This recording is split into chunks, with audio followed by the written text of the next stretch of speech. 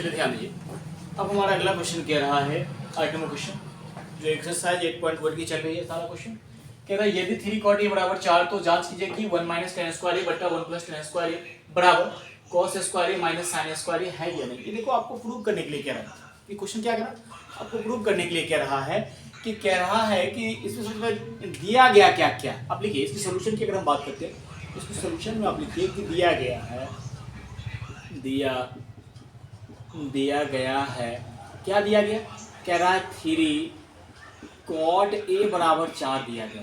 तो 3 cot a बराबर 4 दिया है। इन्हीं चीजों की सहायता से कह रहा है कि जब आप tan के वैल्यू ये वाले tan वाले मान को जब आप इधर वाले मान को निकालिएगा तो यह मान क्या इधर वाले के बराबर हो रहा है क्या, ये तो निकालने के बाद ही पता चलेगा सर हो रहा है कि नहीं हो रहा है, बट हो जाएगा। ठीक है, यहाँ पे ध्यान दीजिए। तो कहने का मतलब ये हमारे बाईं भाग हो गया और ये हमारी दाईं भाग हो गया। आपको एक बार LHS और एक बार RHS वाले मानों को रख के चेक करना पड़ेगा। अगर दोनों इक्वल हो रहा है तो हाँ लिखेंगे, नहीं हो रहा है तो नहीं लिखेंगे। ठीक है, ध्यान।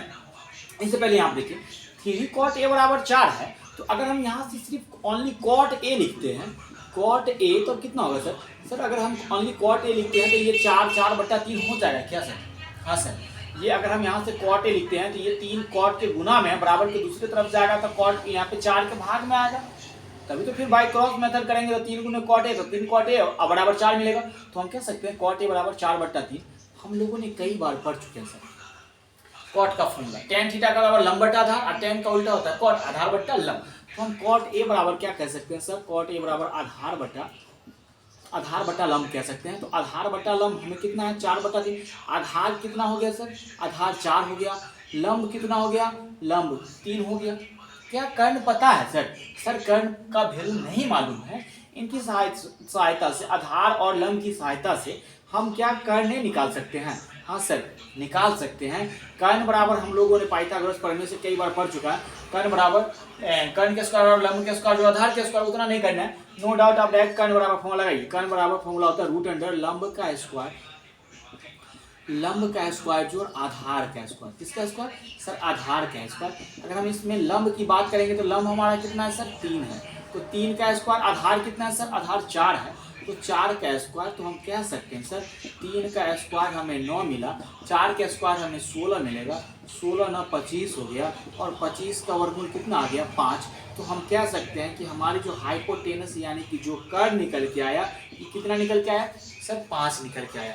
कर्ण कितना निकल के आया 5 निकल के आया। अब ध्यान दीजिए हमें लंब आधार और कर्ण के मान निकल गया। तो यहाँ पे देखिए हमें LHS क्या कह रहा है, जांचने के लिए कह रहा है लेफ्ट हैंड साइड में हमारा ये रहा। LHS क्या है 1 माइनस tan स्क्वायर a बट्टा 1 प्लस tan स्क्वायर a।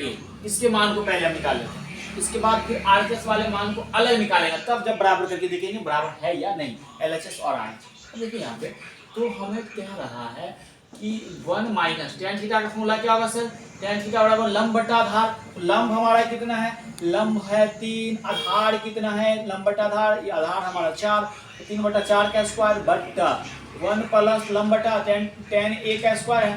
तो tan थीटा लंब बटे आधार, लंब हमारा कितना है 3 है, आधार कितना है 4, 3/4 का स्क्वायर। फर्क दोनों में यही है कि यहाँ माइनस है और यहाँ नीचे में प्लस। ठीक है, अब देखिए बराबर का सिंबल आप यहाँ ले लीजिए। अब देखो यहाँ पे ये 1 है तो 1 रहेगा ही। 3 का स्क्वायर कितना हो जाएगा 9, 4 का स्क्वायर कितना हो जाएगा 16, और फिर यहाँ पे 1 प्लस 3 का स्क्वायर 9 और 4 का स्क्वायर 16। कोई दिक्कत समझने में नहीं सर। 16 और इसके नीचे में क्या 1 छुपा हुआ है क्या, इसके नीचे में 1 छुपा हुआ है क्या, हाँ सर छुपा हुआ है। तो हम कह सकते हैं 1 और 16 का एलसीएम करेंगे तो 1 और 16 का एलसीएम कितना होगा सर, 1 और 16 का एलसीएम 16 होगा। तो 1 को कितना बार पढ़ेंगे जो 16 आएगा सर 16 बार पढ़ेंगे। तो 16 को 1 के साथ मल्टीप्लाई करेंगे, यहाँ से ये 16 हो जाएगा माइनस। अब देखिए 16 इकाई 16 तो 9 इकाई 9 कितना होगा 9 इकाई 9। तो हम कह सकते हैं ऊपर वाले का जब हम एलसीएम किए तो हमारे कितना 16 माइनस 9 बट्टा 16 है। सेम यही प्रोसेस अगर नीचे वाले टर्म में करेंगे तो 16 और 1 का एलसीएम 16, लेकिन फर्क ये देगा सर, यहाँ पे फर्क ये देगा कि यहाँ जो माइनस था यहाँ पे प्लस हो जाएगा। तो ये 16 और प्लस 16 इकाई 16 तो 9 इकाई 9, तो 16 प्लस 9 रिजल्ट यहाँ पे मिलेगा। अब देखिए इसके बाद करना क्या है कि ये टर्म में होगा क्या, ध्यान। तो यहाँ पे ये 16 से 16 कट जाएगा, कट गया।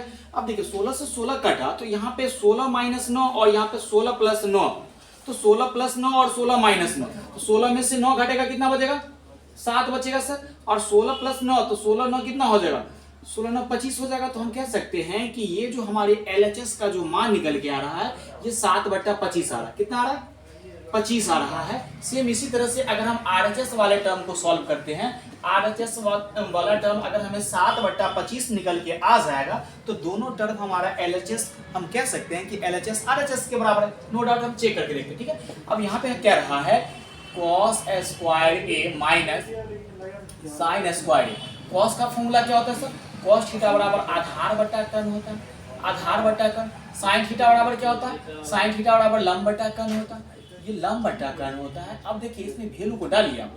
यहाँ पे आधार की अगर हम बात करते हैं तो आधार हमें कितना है सर, आधार हमें 4 है, कर्ण अभी कितना निकाले हैं 5 है, तो 4/5 का स्क्वायर माइनस लंब की बात करेंगे, लंब हमारा कितना है 3 है, और कर्ण की बात करेंगे 5 है, तो 3/5 का स्क्वायर, तो 4 का स्क्वायर कितना हो गया 16, 5 का स्क्वायर कितना हो गया 25, 3 का स्क्वायर हो गया 9, 5 का स्क्वायर यहाँ से 25 होगा। 25 कैल्सियम करेंगे 25 से काएं 25, 16 काएं 16 और 9 काएं 9, तो 16 में से यानी कि 16 में से 9 घटेगा तो कितना बचेगा 7/25। तो कहने का मतलब जो हमारा RHS जो आ रहा है ये भी RHS हमारा 7/25 आ रहा है, और हमारा जो LHS आ रहा है लेफ्ट हैंड साइड वाली जो भुजा है ये वाली जो मान है ये मान भी हमें 7/25 आ रहा है। तो हम कह सकते हैं सर हमारा LHS जो है RHS के बराबर है, और यही चीजों को आपसे पूछ रहा है कि क्या ये LHS वाला वैल्यू जो है RHS वाले वैल्यू के बराबर है क्या। हाँ सर, ये मान जो है LHS वाले जो मान है RHS वाले मान के बराबर है, ठीक है। चलिए, धन्यवाद।